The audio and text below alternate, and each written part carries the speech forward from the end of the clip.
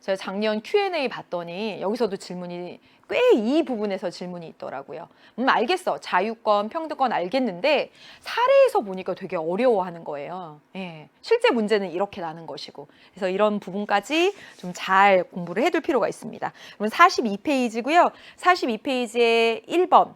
개념 또 봄에 1번 기본권의 유형 볼 거고 2번 기본권의 특징은 여러분이 지난 시간에 제대로 공부했다면 여러분이 할 수 있습니다. 헷갈리는 부분이 아니에요.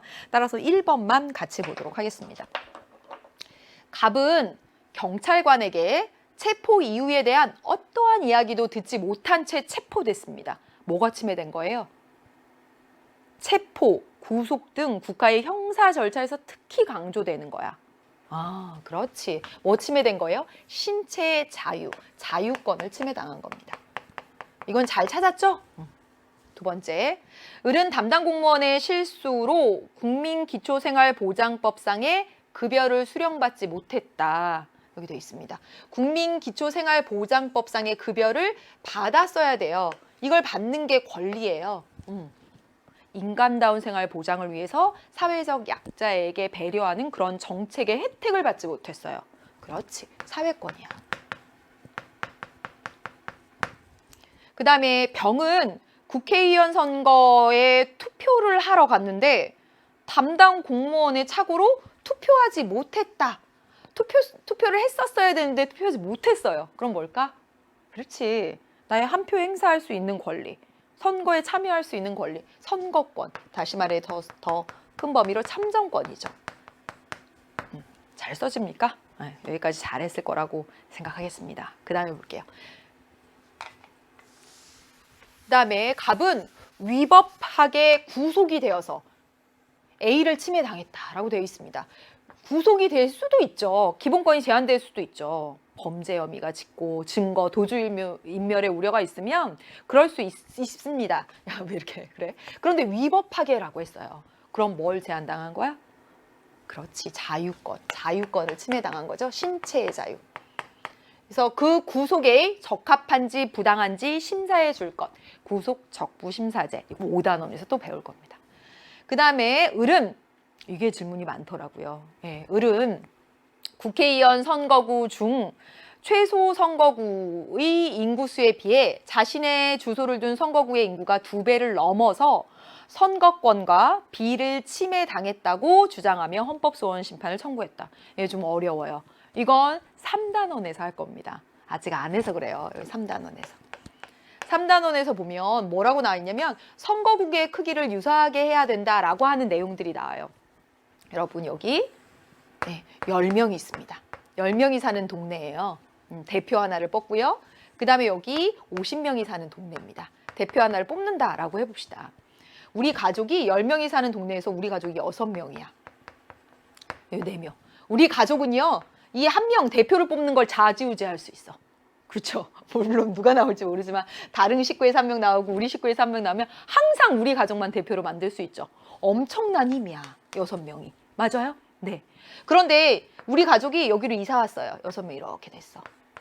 이때 우리 한 표 가치는 어때? 완전 떨어지지.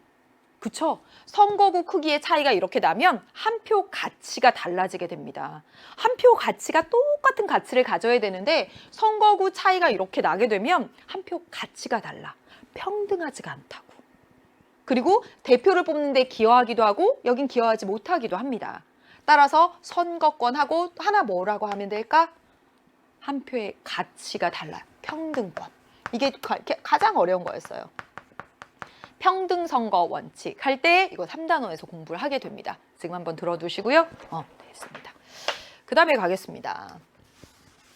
그래서 실제 이렇게 사례에서 보면 조금 더 어려워요. 많이 연습해야 됩니다.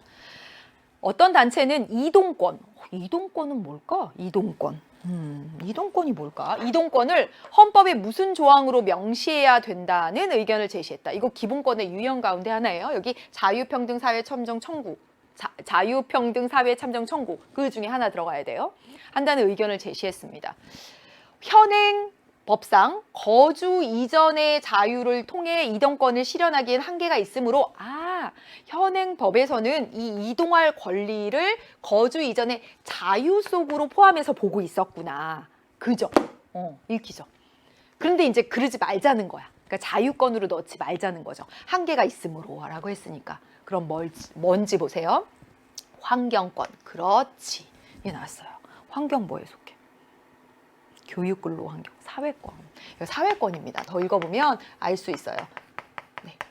환경권, 보건권 등과 같이 별도의 조항으로 이동의 권리를 명시해야 된다는 것이다.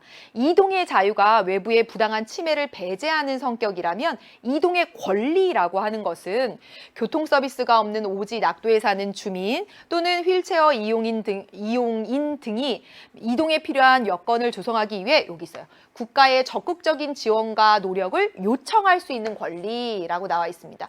뭐 이런 거 보면 사회적 약자 배려, 실질적 평등인가? 네. 평등을 생각해 볼 수 있는데 맨 마지막에 보면 국가의 적극적인 요청이 필요하다. 실질적 평등을 실현하기 위한 국가의 요청. 인간다운 생활 보장을 위한 여기가 핵심입니다. 이런 것도 이거와 같이라고 해서 이것도 힌트를 준 것이에요. 사회권이다 이렇게 쓰시면 되겠습니다. 그 다음에 갑은 어떤 시의 식당에서 9살 자녀와 동반 입장을 거부당하자 해당 식당을 상대로 국가인권위원회에 진정서를 제출했습니다. 이에 대해서 국가인권위원회는 합리적인 이유 없이 나이를 이유로 특정한 사람을 배제하는 거 이건 뭘까요? 차별받은 거지. 그치? 따라서 뭐가 침해된 거예요? 여기 차별행위다라고 나왔으니까 평등권 이렇게 쓰시면 되겠습니다. 여기까지 해봤어요. 사례 속에서 찾아낼 수 있는 것까지 연습하면 좋겠습니다. 잘했습니다. 네. 이제 어디로 본격적으로 네, 국민의 의무로 넘어가도록 하겠습니다. 국민의 의무. 의무는 모든 교과서에 다 나오죠.